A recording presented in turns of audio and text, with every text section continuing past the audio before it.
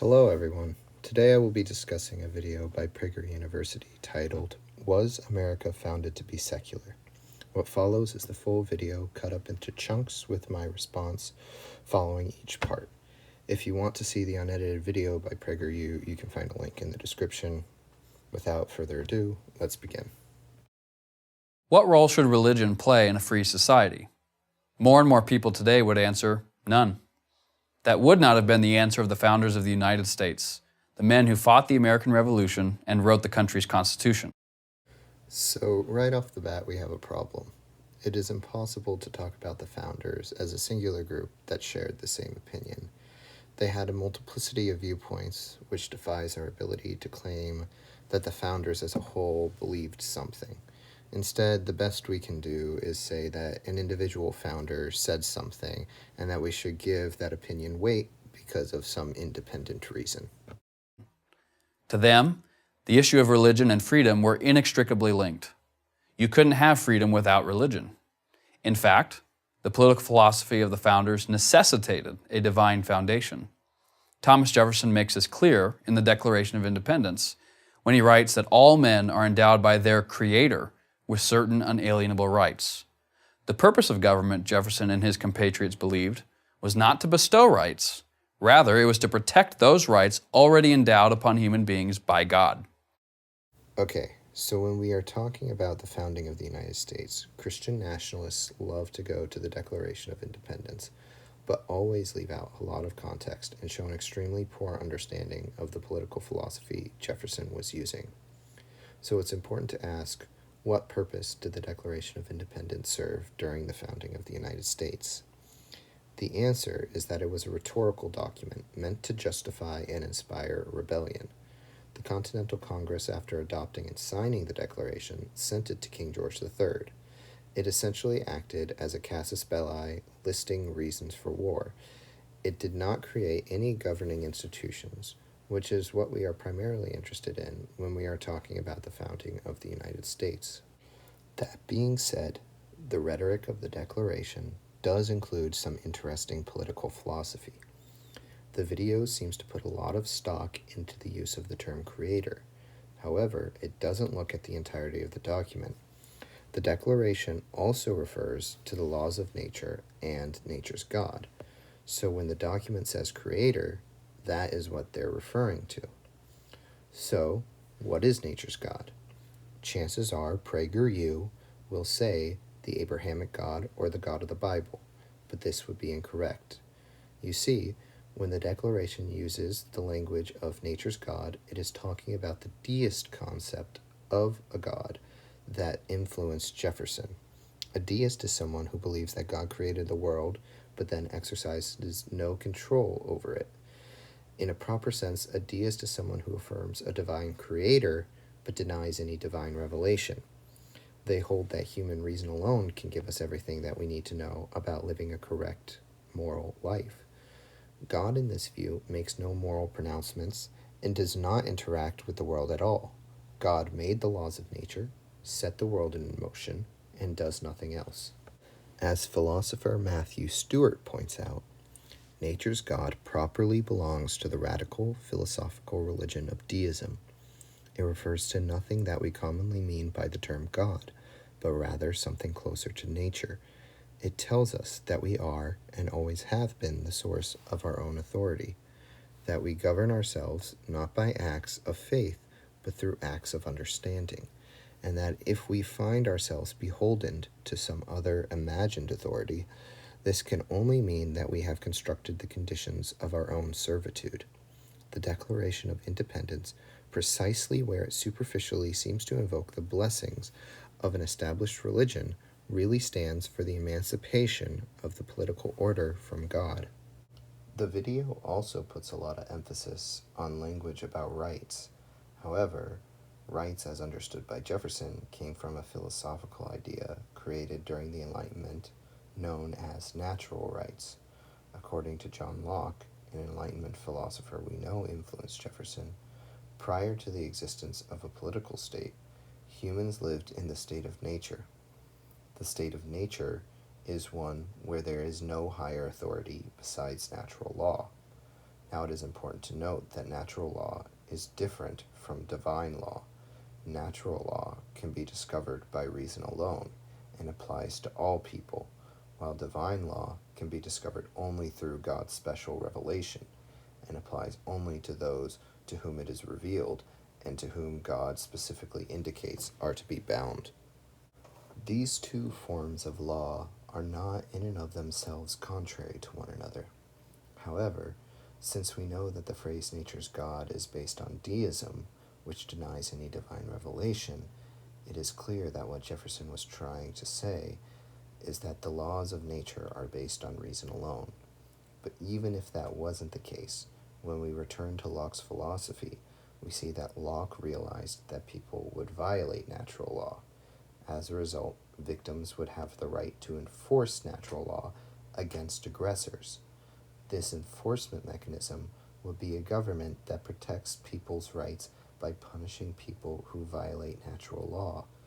A legitimate government would therefore exist as the result of a social contract that would protect people's rights.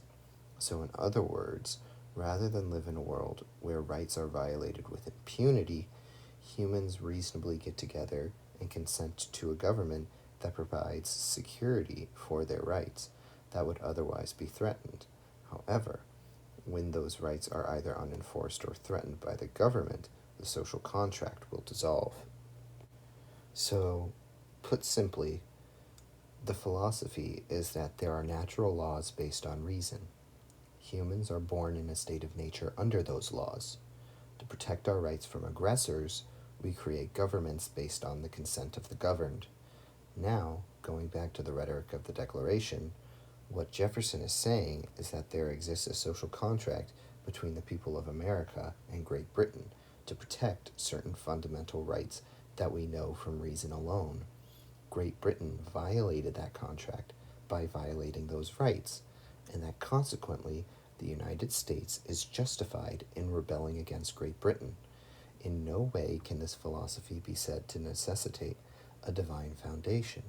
Rather, if anything, it seems to say that society has a secular foundation based on reason and utility. But government isn't enough for a free society. A moral people is also required. That is, a people moral enough to police itself. Virtue or morality, George Washington observed, is a necessary spring of popular government. Thus, for the founders, liberty was not merely the ability to do what one wanted. It came with moral demands and boundaries. They all accepted the rule of life expressed by Benjamin Franklin. Nothing brings more pain than too much pleasure, nothing more bondage than too much liberty.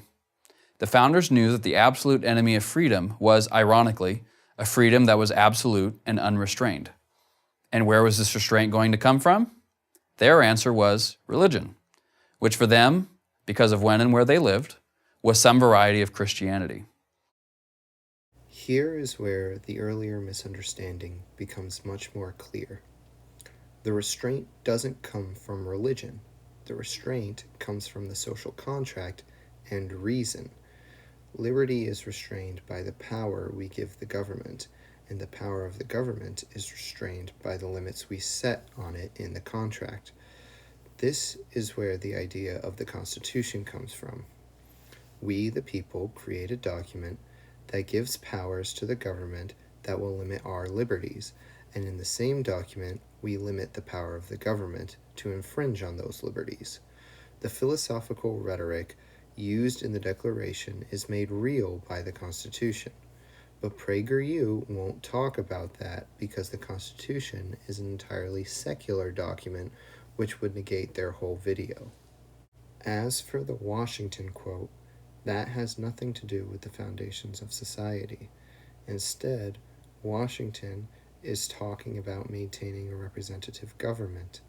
Many of the founders were well versed in ancient political philosophy, and Washington appears to be one of them since we are seeing some Aristotelian political philosophy.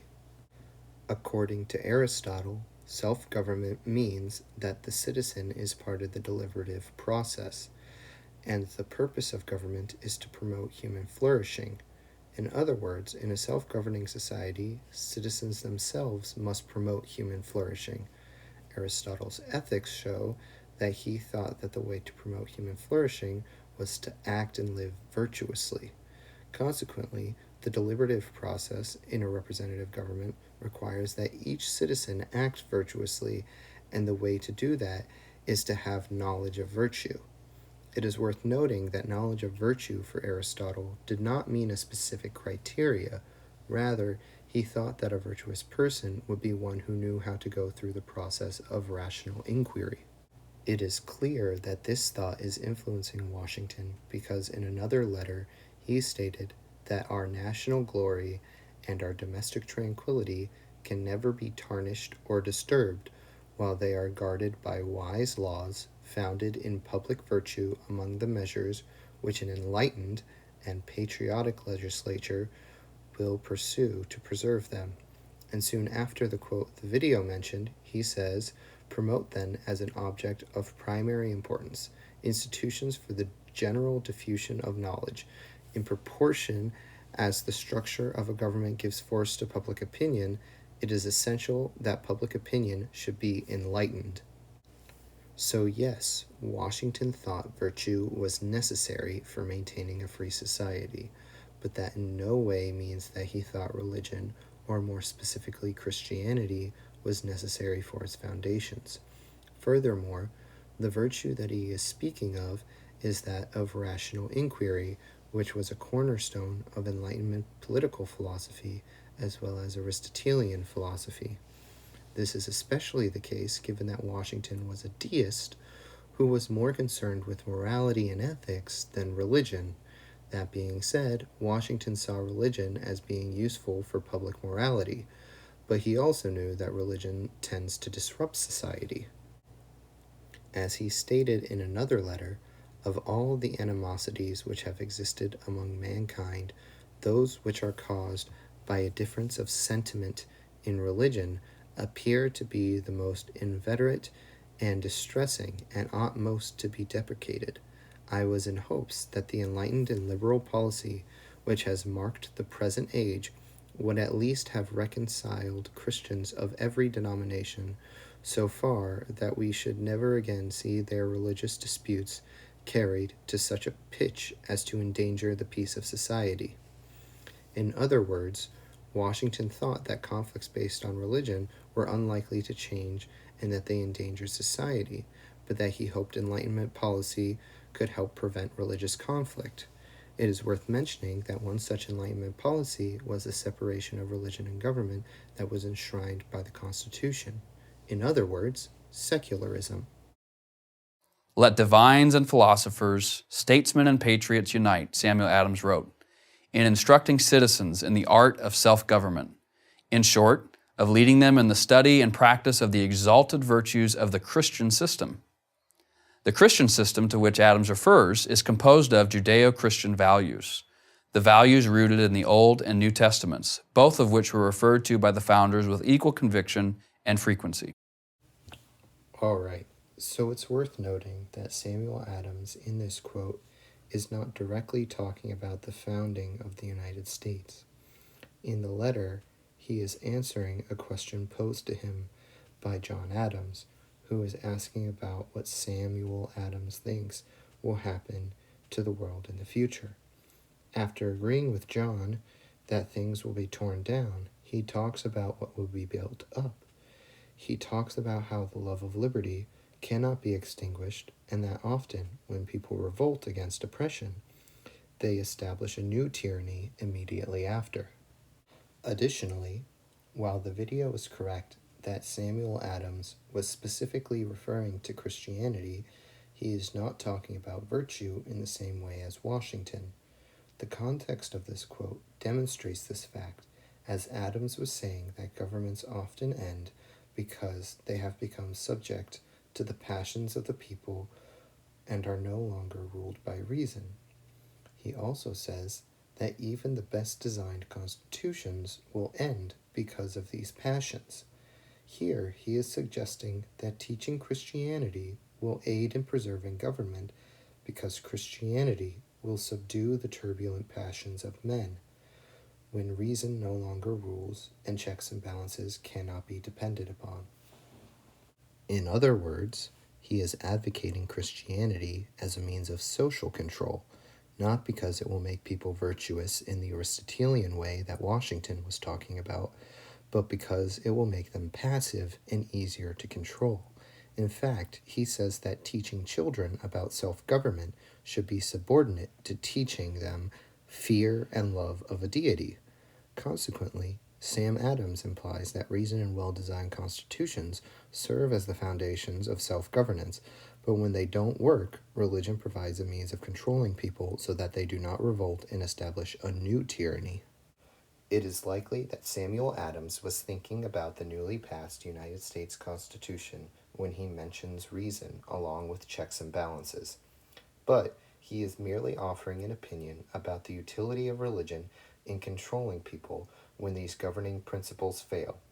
That being said, he does not speak for the rest of the founders and was not a member of the Constitutional Convention. As such, his opinion as a founder should be given the appropriate weight when it comes to talking about the founding of the United States.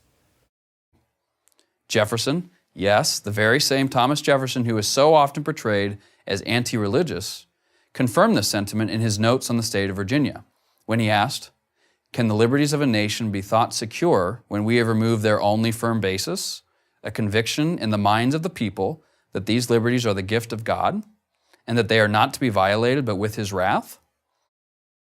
The reason why Jefferson is portrayed as anti-religious is because he was to a certain extent. I already talked about the political philosophy that Jefferson was using in the Declaration, and so won't belabor the point. Jefferson, like many of the founders, was a deist and believed in a God that made nature, and he also believed that the foundations of free society relied on recognizing the natural equality of man. God, in this view, set up nature, and free society was a result of the state of nature. As such, God would judge society for violating that natural equality. In the context for this quote, Jefferson is talking about slavery, which he thought violated natural equality. Remember that in Jefferson's philosophy, the violation of rights dissolves the social contract, which serves as the foundation of society. As such, Jefferson is using poetic language to describe the fact that he thought slavery was a crime against the nature of humanity, and that according to the laws of nature that God made, the result would be the dissolution of the United States. All that being said, the video seems to be confusing belief in God with religion. If we look at quotes from Jefferson about religion, we hear him say that in every country and in every age, the priest has been hostile to liberty. He is always in alliance with the despot, abetting his abuses in return for protection to his own. In a similar vein, he also said that history furnishes no example of a priest-ridden people maintaining a free civil government. This marks the lowest grade of ignorance, of which their civil as well as religious leaders will always avail themselves for their own purposes. In other words, Jefferson thought that organized religion fostered ignorance that would be abused by religious and political leaders. As a result, those same leaders would inevitably destroy a free society. However, similar to what I said about Sam Adams, Jefferson does not speak for the rest of the founders, and was not a member of the Constitutional Convention. As such, we should weigh his thoughts accordingly when it comes to talking about the founding of the United States. James Madison likewise affirmed the essential connection between religion and morality. The belief in a God all-powerful, wise, and good is essential to the moral order of the world and to the happiness of man. This statement is just dishonest. This quote comes from a letter Madison wrote to Frederick Beasley, in which he is responding to a tract that Beasley sent him that is making arguments about the being and attributes of God. The quote that they're using here is just Madison saying that the importance of the topic demonstrates a need to give it the proper attention it deserves. Furthermore, if you look further in the letter, Madison, who who was also a deist, says that he thinks reasoning from nature to nature's God will be of the more universal and more persuasive. That being said, the video is again conflating belief in God with religion. Madison definitely did not think that religion helped maintain a free society. In Federalist 10, he said, if the impulse and the opportunity for the majority to oppress the minority coincide, we well know that neither moral nor religious motives can be relied on as adequate control. In other words, religion is not a reliable method of preserving freedom. However, Madison goes much further than that in his memorial and remonstrance against religious assessments, when he says, what influence, in fact, have ecclesiastical establishments had on civil society? In some instances, they have been seen to erect a spiritual tyranny on the ruins of the civil authority. In many instances, they have been seen upholding the thrones of political tyranny. In no instance have they been seen the guardians of the liberties of the people. Rulers who wished to subvert the public liberty may have found in established clergy convenient auxiliaries. As a result, Madison believed that the experience of the United States is a happy disproof of the error so long rooted in the unenlightened minds of well-meaning Christians, as well as the corrupt hearts of persecuting usurpers, that without a legal incorporation of religious and civil polity, neither could be supported. A mutual independence is found most friendly to practical religion, to social harmony, and to political prosperity. Also, as a note, if we are to consider any founder authoritative when it comes to the founding of the United States, James Madison would be that founder. He is labeled the father of the Constitution for a reason. Many parts of his Virginia plan were adopted into the Constitution. He wrote many of the Federalist Papers, proposed the Bill of Rights during the First Congress, and served as the fourth president. His opinions should also be considered with the appropriate weight. John Adams believed that the doctrine of a supreme, intelligent, wise, almighty sovereign of the universe, a doctrine he credited to Judaism, was the great essential principle of all morality and consequently of all civilization. And he applied this thinking specifically to the new nation he helped to create. Our Constitution, he said, was made only for a moral and religious people. It is wholly inadequate to the government of any other. As president, he replied to a letter from university students in a way that would surprise many today. Science, liberty, and religion have an inseparable union. Without their joint influence, no society can be great, flourishing, or happy. While Adams did say these things, there are several other documents that point to Adams recognizing that the United States had a secular foundation despite him wishing otherwise. The first is his signature on the Treaty of Tripoli. Adams says that he, having seen and considered the said treaty, do, by and with the advice and consent of the Senate, accept, ratify, and confirm the same, and every clause and article thereof. This includes Article 11, which stated that the government of the United States of America is not in any sense founded on the Christian religion. Despite this being the case, Adams states, I wish with all my heart that the Constitution had expressed as much homage to the supreme ruler of the universe as the President has done in his first speech.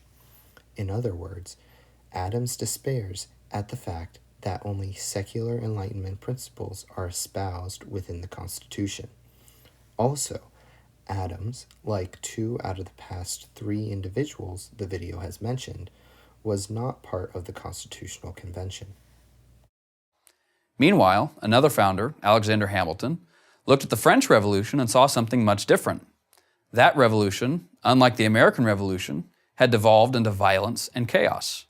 Hamilton believed he understood why. The anti-religious force it unleashed, he wrote, annihilates the foundations of social order and true liberty, confounds all moral distinctions, and substitutes for the mild and beneficent religion of the gospel a gloomy, persecuting, and desolating atheism. Hamilton did write this when reflecting on the French Revolution. However, as the video says, Hamilton was upset with the anti-clerical movement that took place within the French Revolution.